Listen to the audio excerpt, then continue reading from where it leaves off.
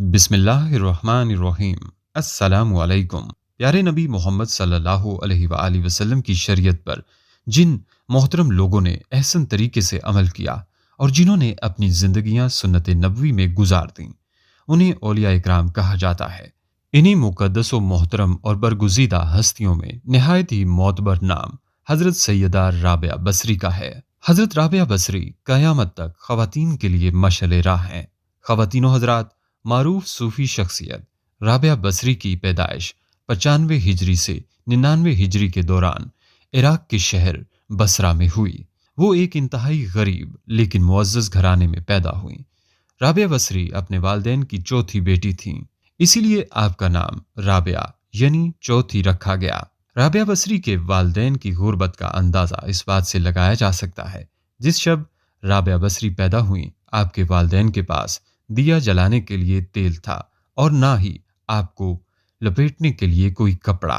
آپ کی والدہ نے آپ کو والد سے درخواست کی کہ پڑوسیوں سے تھوڑا تیل ہی لے آئیں تاکہ دیا جلایا جا سکے۔ آپ کے والد نے پوری زندگی اپنے خالق حقیقی کے علاوہ کسی کے آگے ہاتھ نہ پھیلایا تھا۔ رابعہ بصری کے والد پڑوسی کے دروازے تک تو گئے لیکن خالی ہاتھ واپس لوٹ آئے۔ رات کو رابعہ بصری کے والد کو خواب میں حضور پاک صلی اللہ علیہ وآلہ وسلم کی زیارت ہوئی اور انہوں نے رابعہ کے والد کو بشارت دی کہ تمہاری نومولود بیٹی خدا کی برگزیدہ بندی بنے گی اور مسلمانوں کو صحیح راہ پر لے کر آئے گی۔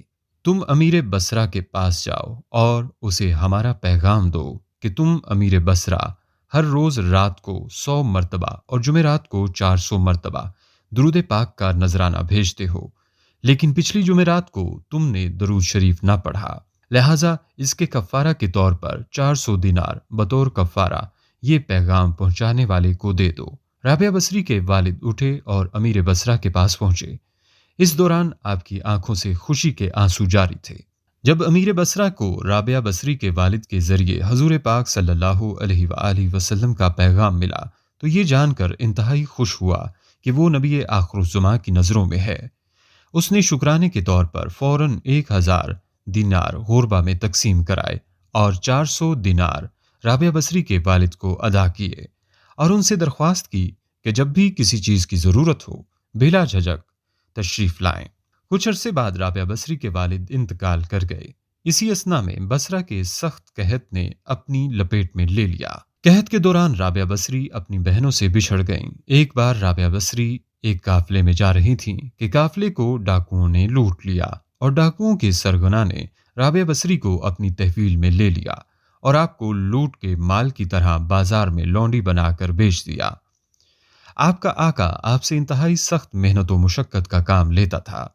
اس کے باوجود آپ دن بھر کام کرتی اور رات بھر عبادت کرتی رہتی اور دن میں بھی زیادہ تر روزے رکھتی۔ اتفاقاً ایک دفعہ رابعہ بصری کا آقا آدھی رات کو جاگ گیا اور کسی کی گریہوزاری کی آواز سن کر دیکھنے چلا گئے۔ رات کے اس پہر کون اس طرح گریہوزاری کر رہا ہے؟ وہ یہ دیکھ کر حیران رہ گیا کہ رابعہ بصری اللہ کے حضور سربا سجود ہیں اور نہایت عاجزی کے ساتھ کہہ رہی ہیں، اے اللہ، تو میری مجبوریوں سے خوب واقف ہے۔ گھر کا کام کاج مجھے تیری طرف آنے سے روکتا ہے۔ تو مجھے اپنی عبادت کے لیے پکارتا ہے، مگر میں جب تک تیری بارگاہ میں حاضر ہوتی ہوں نمازوں کا وقت گزر جاتا ہے، اس لیے میری معذرت قبول فرما لے اور میرے گناہوں کو معاف کر دے۔ اور اپنی کنیز کا یہ کلام اور عبادت کا یہ منظر دیکھ کر رابعہ بصری کا مالک خوف خدا سے لرز گیا۔ اس نے یہ فیصلہ کیا کہ ایسی اللہ والی کنیز سے اپنی خدمت کرانے کی بجائے بہتر یہ ہوگا کہ خود اس کی خدمت کی جائے۔ صبح ہونے پر وہ آپ کی خدمت میں حاضر ہوا اور اپنے فیصلے سے آپ کو آگاہ کیا۔ اس نے کہا کہ آج سے آپ میری طرف سے آزاد ہیں۔ اگر آپ اسی گھر میں قیام کریں تو میری خوش نصیبی ہوگی، وگرنہ آپ اپنی مرضی کے مالک ہیں۔ لیکن اگر آپ یہاں سے کوچ کر جانے کا فیصلہ کرتی ہیں تو میری بس ایک ہی درخواست ہے کہ میری طرف سے کی جانے والی تمام زیادتیوں کو اس ذات کے صدقے معاف کر دیں جس کی آپ راتوں کو جاگ جاگ کر عبادت کرتی ہیں۔ خواتین و حضرات، جو بھی انسان اللہ کا ہو جاتا ہے تو اللہ پاک اس کی حفاظت و نصرت فرماتے ہیں اور دنیا کی کوئی طاقت بھی اس کو نقصان نہیں پہنچا سکتی۔ خواتین و حضرات، ابتدا میں تو حضرت رابعہ بصری کے حسن و جمال کی دھوم مچی ہوئی تھی، مگر جوانی کے شب و روز انہوں نے یاد الہی میں گزار دیے۔ ان کے چہرے پر پاکیزگی کا ایک ایسا نقاب تھا کہ دیکھنے والوں کی نگاہیں خود بخود جھک جاتی تھیں۔ اسی زمانے میں ایک نوجوان نے انہیں رات کے وقت چاند کی طرح دمکتے دیکھا۔ وہ آپ رحمت اللہ علیہ کو کوئی غیر مرئی خیالی مخلوق سمجھ کر بھاگ کھڑا ہوا، لیکن دوسری صبح جب وہی چہرہ اسے بصرے کے ایک بازار میں نظر آیا تو وہ عقل و خرد سے ہاتھ دھو بیٹھا اور رات دن اسی کے تصور میں رہنے لگا۔ آخر دل کے ہاتھوں مجبور ہو گیا تو لوگوں سے پتہ پوچھتا ہوا حضرت رابعہ بصری کے گھر جا پہنچا۔ آپ کہا کرتی تھیں کہ دل کے دروازے ہمیشہ کھلے رکھو، کیا معلوم محبوب کس وقت دستک دے دے، مگر گھر کے دروازے بند ہوں یا کھلے ہوئے ان کی دانست میں برابر تھے۔ نوجوان کو خلاف توقع ان کا دروازہ کھلا ہوا ملا۔ اس نے اپنے دل کی دھڑکنوں پر بڑی مشکل سے قابو پایا۔ رات کا وقت تھا، اندر چراغ روشن تھا۔ یہ سوچ کر بے باکی سے اندر داخل ہو گیا کہ حال دل سنا دینے میں کیا حرج ہے، زیادہ سے زیادہ انکار ہی تو ہو جائے گا۔ واپسی کا دروازہ بہرحال کھلا ہوا ہے، لیکن جب وہ اندر پہنچا تو وہاں کوئی نہیں تھا، البتہ چھت سے ایسی پرسوز آواز آ رہی تھی جیسے کوئی زیر لب ہجر کا رونا رو رہا ہو۔ نوجوان تیزی سے زینے پر چڑھ گیا۔ حضرت رابعہ بصری عشاء کی نماز سے فارغ ہو کر ثناءخوانی کر رہی تھیں۔ پروردگار، ستارے روشن ہو گئے، لوگ سو گئے، بادشاہوں نے دروازے بند کر لیے، ہر محبوب اپنے محبوب سے محو راز و نیاز ہے اور میں تیرے سامنے کھڑی ہوں۔ نوجوان پر سکتہ طاری ہو گیا۔ اسی اثنا میں حضرت رابعہ بصری نے پلٹ کر اسے ایسی قہر آلود نظروں سے دیکھا کہ اس کی زبان گنگ ہو گئی۔ رابعہ بصری نے اس کے قریب آ کر پوچھا، کیا تم مجھ سے شادی کے درخواست کرنے آئے ہو؟ نوجوان نے لرزتے ہوئے ہاتھ سے اپنی زبان کی طرف اشارہ کیا کہ وہ بول نہیں سکتا۔ حضرت رابعہ بصری نے کہا، اس سے پہلے کہ زبان کی طرح تیرا دل بھی چپ ہو جائے تو جس راستے سے آیا ہے اسی راستے سے لوٹ جا۔ وہ جوان صرف آنکھوں سے التجا کر سکتا تھا کہ نیک خاتون میری گویائی مجھے واپس دے دے، میں تیرے مرتبے سے واقف نہیں تھا، مجھ سے غلطی ہوئی، مجھے معاف کر دے۔ لا علمی ہمیشہ قابل معافی ہوتی ہے۔ اس کے خاموش آنسوؤں کے جواب میں حضرت رابعہ بصری نے کہا، نوجوان، تو نے اگر مجھ سے کوئی زیادتی کی ہوتی تو میں تجھے یقیناً معاف کر دیتی۔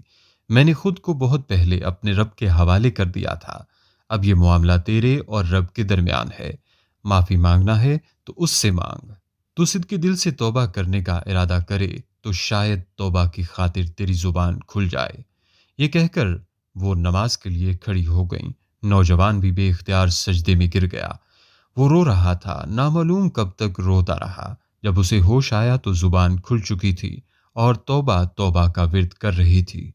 بصرہ کے بازاروں میں سال ہر سال تک ایک مجذوب گرمی، جاڑے اور برسات سے بے نیاز ہو کر دیوانہ وار توبہ توبہ کے نعرے لگاتا رہا۔ اس کے نعروں سے بصرے کی راتیں گونج اٹھتی تھیں اور بچے سہم کے ماؤں کے سینوں سے دبک جاتے تھے۔ آخر ایک دن وہ مجذوب اچانک ہی کہیں غائب ہو گیا، پھر کبھی اس کا پتہ نہیں چلا۔ وہ مجذوب یہی مذکورہ جوان تھا جو حضرت رابعہ بصری کی بدولت ہی دربار خداوندی میں مقرب ٹھہرا۔ رابعہ بصری ایک بہت ہی نیک اور عابدہ زاہدہ خاتون تھیں۔ آج لوگ ان کی عبادت کی مثالیں دیتے ہیں۔ جب ان کی وفات کا وقت قریب آیا تو ان کی شاگرد خواتین اور لڑکیاں ان کے ارد گرد بیٹھی تھیں۔ ان شاگردوں نے درخواست کی کہ ہمیں کچھ نصیحت کریں تو رابعہ بصری نے فرمایا کہ کبھی بھی بغیر نکاح کے نہ رہو۔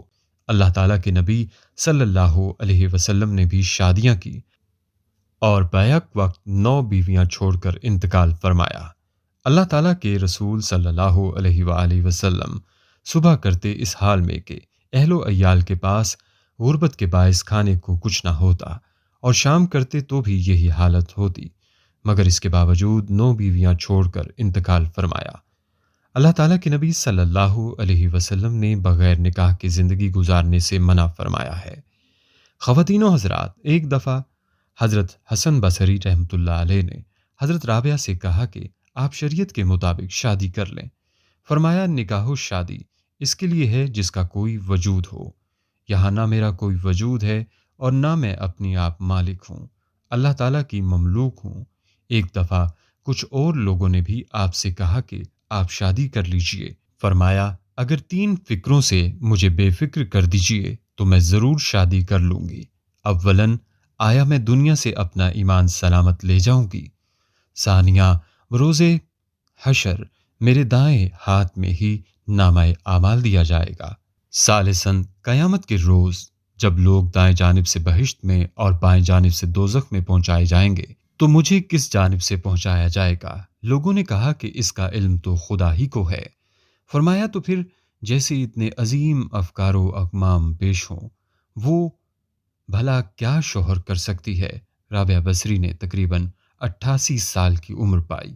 آپ نے آخری سانس تک عشق الہی کی لذت و سرشاری کو اپنا شعار بنائے رکھا، یہاں تک کہ اپنی آخری سانس تک معبود حقیقی کی محبت کا دم بھرتی رہیں۔ آخری وقت آپ نے اپنے والی اور صوفی ساتھیوں کو بتایا کہ میرا محبوب و معبود ہمیشہ سے میرے ساتھ ہے۔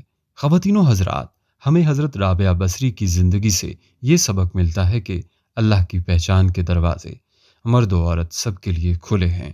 اللہ کی راہ پر حضور نبی اکرم صلی اللہ علیہ وآلہ وسلم کے فرامین کی روشنی میں چلنا ہمارا کام ہے۔ باقی فضل و کرم کرنے والا اللہ تعالیٰ ہے کہ وہ سجدوں کو شرف قبولیت بخشے۔ دعا ہے اللہ پاک ہمیں بھی عبادت اور ریاضت والی زندگی گزارنے والا بنائے۔ آمین یا رب العالمین۔